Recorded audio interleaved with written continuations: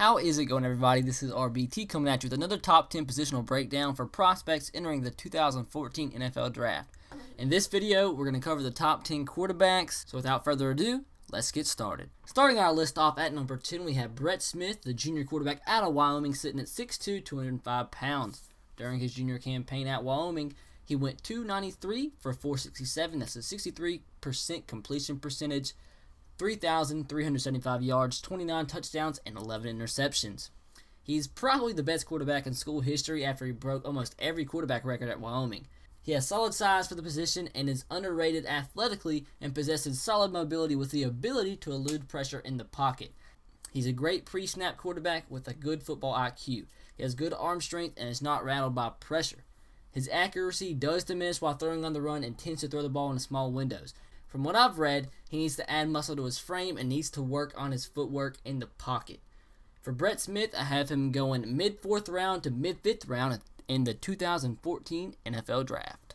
Coming in at number 9, we have Aaron Murray, the redshirt senior out of Georgia, sitting at 6 foot, 200 pounds. During his senior campaign at Georgia, he went 225 for 347. That's a 65% completion percentage, 3,075 yards, 26 touchdowns, and 9 interceptions. He's a tough, solid player who broke many team and SEC records while at Georgia. He has a very quick delivery and has a solid football IQ. He's very creative in the pocket and has great touch on deep passes. Obviously, at 6 foot, size is an issue, but in today's day of age, we are seeing that change more and more, but it's still a concern. He is recovering from a torn MCL, so that will also be a concern leading up to the draft. He never won the big game, and he tends to underperform in them, but still, he has the potential to be a mid-round steal for some team out there. My projection for Aaron Murray is mid-4th to early 5th round in the 2014 NFL Draft. Sitting at number 8, we have David Fales, the senior out of San Jose State, sitting at 6'2", 220 pounds. His senior season at San Jose State, he was 312 for 487. That's a 64% completion percentage, 4,189 yards, 33 touchdowns, and 13 interceptions. Despite being just a little bit undersized, he's your prototypical pocket passer. He has solid feet in the pocket and a great football IQ. He has great vision and good arm strength with solid touch. He's a very tough player with underrated athletic ability. He will run when he has to, but he has below average speed, and he doesn't shy from contact. But to stay healthy, he'll need to learn to slide a little bit more, transitioning into the NFL. But for David Fales, I have him going late 3rd to late 4th round in the 2014 NFL Draft. Coming in at number 7, we have McCarron, the redshirt senior out of Alabama, sitting at 6'3", 215 pounds. During his senior season at Alabama, he was 226 of 336. That's good for 67% completion percentage, 3,063 yards, 28 touchdowns, and 7 interceptions. Obviously, AJ's a proven winner. He won 2 straight national championships while at Alabama. He usually makes good decisions with the football, rarely turns the football over. Some may call him a game manager, but that's really no knock on a player if he's able to help his team win. He possesses a strong arm with an underrated ability to get outside the pocket.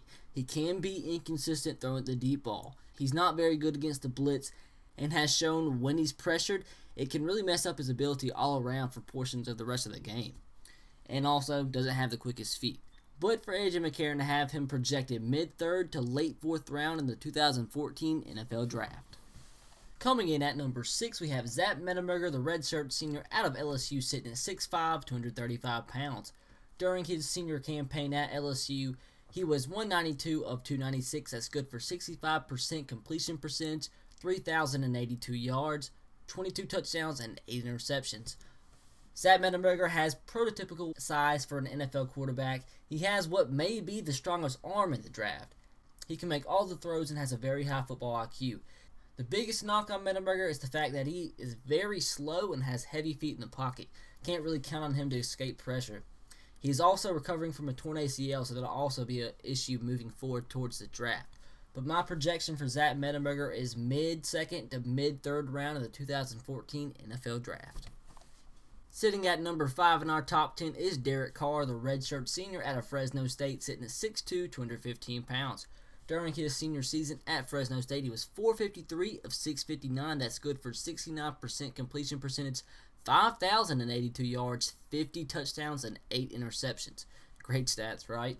He has a strong arm with the ability to fit balls into small windows. He's really solid in the red zone as he throws a great fade route. He's very accurate on short to intermediate passes. It also has very underrated athleticism. He will have to learn to take snaps under center, as in the offense he played at Fresno State was primarily out of the shotgun. He can be inconsistent at throwing the deep ball and struggled when he played better competition. He also needs to improve on throwing against the blitz. But for Derek Carr, I have him projected early first round to early second round in this 2014 NFL Draft. And coming in at number 4, we have Jimmy Garoppollo. I believe I pronounced that right. This senior out of Eastern Illinois, sitting at 6'2", 220 pounds. During his senior campaign at Eastern Illinois, he was 375 of 568. That's good for 66% completion percentage, 53 touchdowns, and only 9 interceptions. He was named FCS Player of the Year, which is a really big award for the FCS level. Obviously, that's the Heisman Award of the FCS level. What I found interesting looking at Garoppollo and Eastern Illinois season was the fact they played 2 FBS schools this season. Obviously, Eastern Illinois is an FCS level school. They played San Diego State and Northern Illinois. They played San Diego State in the first game of the season, went out to San Diego, beat them 40-19. That's an FCS school beating an FBS school in San Diego State, who went on to play in a bowl game, beat Buffalo, destroyed Buffalo in the Idaho Potato Bowl. And yet, Eastern Illinois went out and beat them 40-19. In that game, Garoppollo was 31 of 46, 361 yards, 3 touchdowns, and no interceptions. That is very, very impressive. And in their second game against the FBS level school was Northern Illinois. You got to remember, Northern Illinois is a team that almost made a BCS Bowl this season. They were undefeated throughout the regular season. Yes, they lost. Eastern Illinois lost to Northern Illinois, but it was only 43-39. That had nothing to do with Garoppolo's performance. He was 34 of 49, 450 yards, 6 touchdowns, and 2 interceptions. So when you're playing with a team of FCS level players, you go out play an FBS level team, and you combine for 9 touchdowns and only 2 interceptions. I believe a little bit over 800 yards. Yeah, that would be 810 yards. That is very, very impressive. And you got to remember, I know it's not just him winning the game, but he has FCS level talent on his team. So his performance alone was very, very impressive in being competitive in these 2 games. Very, very impressed by that fact. He has the quickest release out of all the quarterbacks in this draft. His size is very solid for the quarterback position. He has a strong arm and tremendous vision, a very high football IQ, and has great pocket mobility. He doesn't have the best zip on his passes and needs to improve on his composure against the blitz, and also needs to cut down a little bit on forcing passes into small windows. He played in a shotgun-only offense at Eastern Illinois, so he'll have to work on playing under center, and it will be interesting to see how he goes from playing against FCS talent to NFL talent, even though we saw he performed well playing on an FCS team against FBS level talent, so that'll be interesting there. But for Jimmy Garoppollo, I have him projected early first to early second round in this 2014 NFL Draft. Sitting at number 3 in our top 10 is Blake Bortles, the junior out of Central Florida, sitting at 6'4", 230 pounds.